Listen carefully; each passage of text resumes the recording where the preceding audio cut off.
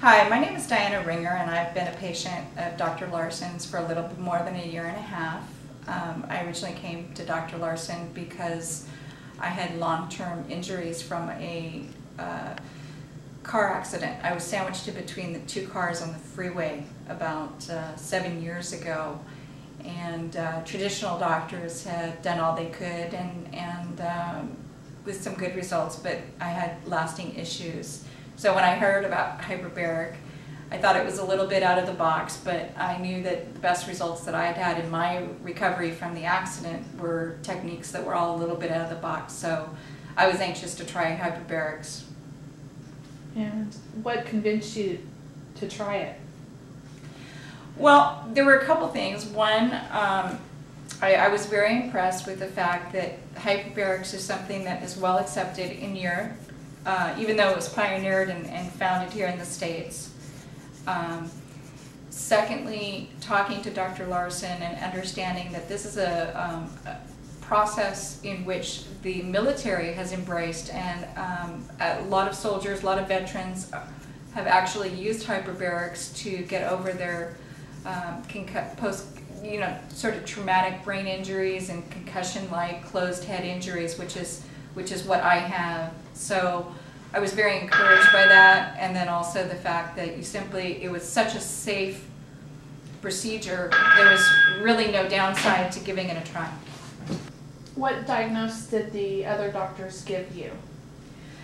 Well, it took a long time to get there, several doctors and lots of I don't knows to get there, but we finally I was diagnosed with mild traumatic brain injury, closed head injury. I also have basal artery migraine variant, and what that basically means is that it's a vascular injury on one side of the brain that when I get a migraine,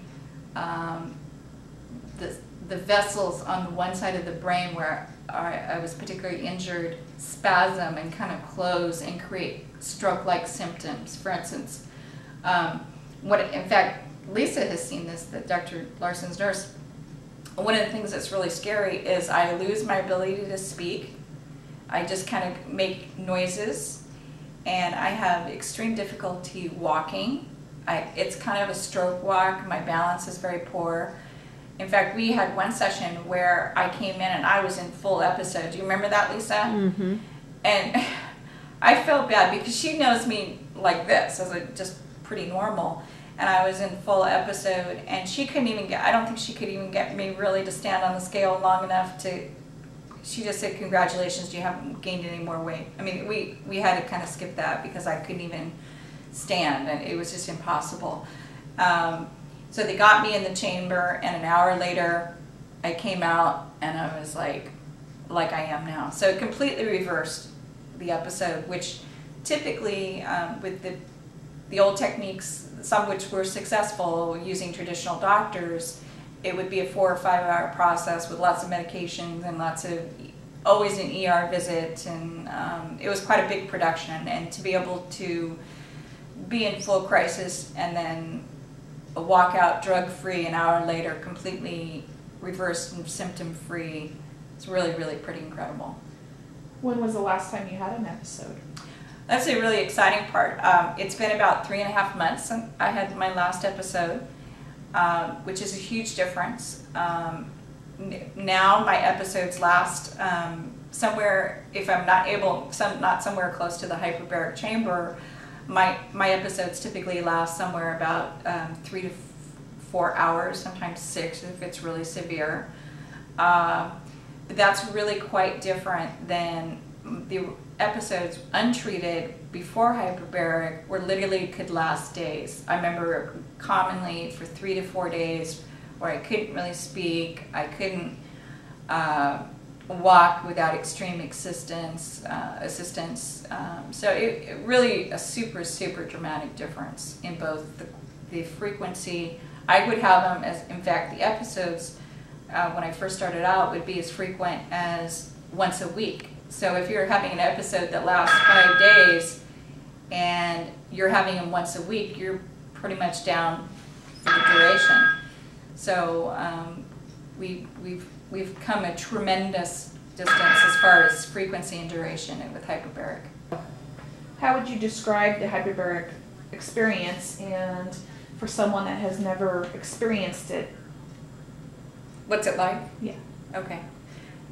It's super easy. Believe me, compared to the different procedures and processes I've been through in my journey, this is an absolute slam dunk. Probably the biggest thing you have to remember with hyperbaric is when you get there and you get up in the morning, shower, don't put any lotions on, don't wear it, so it's more or less what you don't do as opposed to what you have to do. So it's super easy. I mean, you just literally get up, shower, shake, and you're ready to rock and roll into the chamber. Really super easy. What happens is you sit in a chair, they slide you, they give you a hood, which is the actual oxygen hood. We'll kind of have to expand on that concept later, but you just sit in there. They have a nice big open window, they have a TV. Hyperbaric is doing its thing while you're watching Oprah. I mean, so you come out and you're ready to go. It's an absolute breeze, the actual process.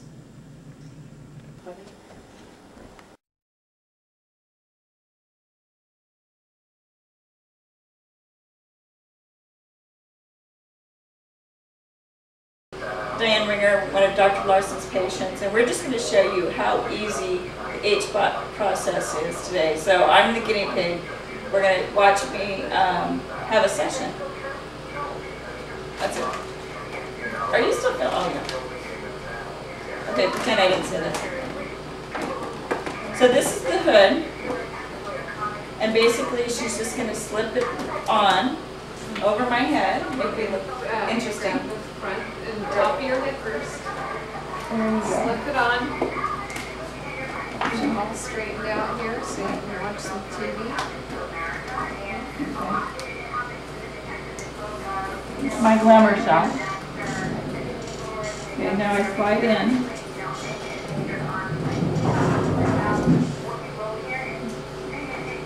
Watch these chickens in here. Make sure they don't get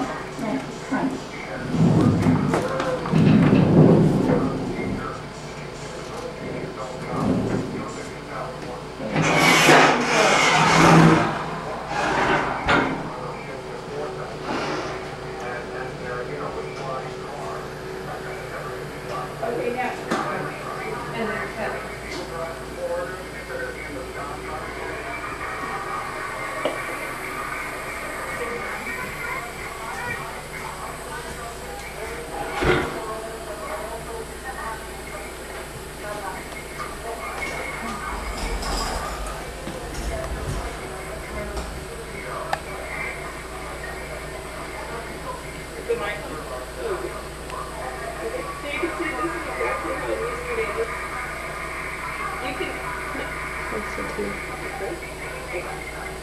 can see exactly how easy a process this is. I can see these two girls out here, and there's a great big TV right in front of me.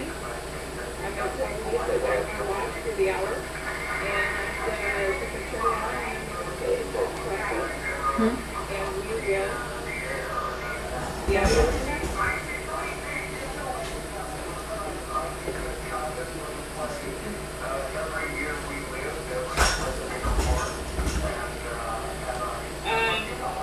Okay, Lisa, Yes. can you hear me? Yes. Okay. So I know we're going to take it out, and I'm getting that little thing in my ear again, and A little bit of pressure. So you're going to kind of want to open your jaw or cough or even move your jaw around just to kind of let your ears pop. in here, you're going to make them anyway. So, okay, yeah, that's better. Maybe we'll just take it slow. And we'll take it a little bit slower, yeah. Usually after a couple days, first starting hyperbarics, your ears will get used to it and you'll do better. And then some people don't even, they don't even bother them after that.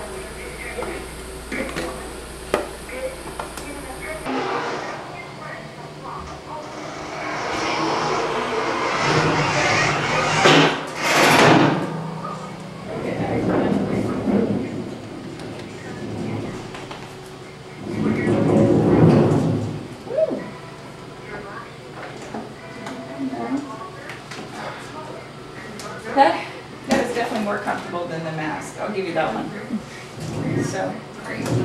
Step out and all done. Last time you had an episode. That's a really